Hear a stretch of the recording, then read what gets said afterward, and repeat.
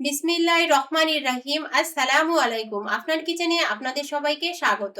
আজ আমি আপনাদের খুবই সুস্বাদু এবং মেহমান আসলে পরিবেশনের জন্য তৈরি করে দেখাবো ডিমের হালুয়া। ডিমের হালুয়া বানাতে রুম টেম্পারেচারে থাকা 3টি ডিম নিয়ে নিয়েছি। এতে দিয়ে দেব 1/4 কাপ চিনি, দিয়ে ভালো মতো মিশিয়ে নেব যেন চিনির দানাদার ভাবটি না থাকে। তাতে দিয়ে দেব সামান্য একটু লবণ, জাল করে রাখা 1 কাপ ঘন তরল দুধ, সামান্য এলাচ গুঁড়ো, 1 চিমটি জর্দার রং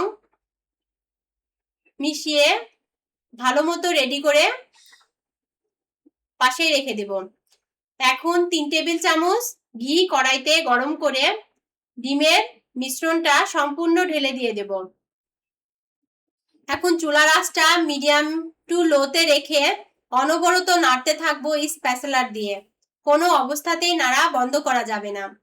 এইভাবে নাড়তে নাড়তেই এক সময় ঘিটা বের হয়ে আসবে এবং ডিমের মিশ্রণটা দানাদার হয়ে আসবে।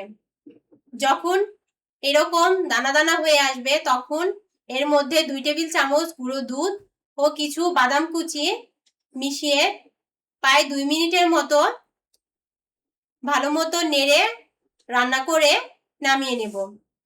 নামিয়ে পরিবেশন করব ডিমের হালুয়া, যেটা খেতে খুবই মজার। ঈদের দিনের জন্য একটি স্পেশাল রেসিপি হলো ডিমের হালুয়া। আপনার কিচেনের সাথে থাকার জন্য অসংখ্য ধন্যবাদ। আল্লাহ হাফেজ।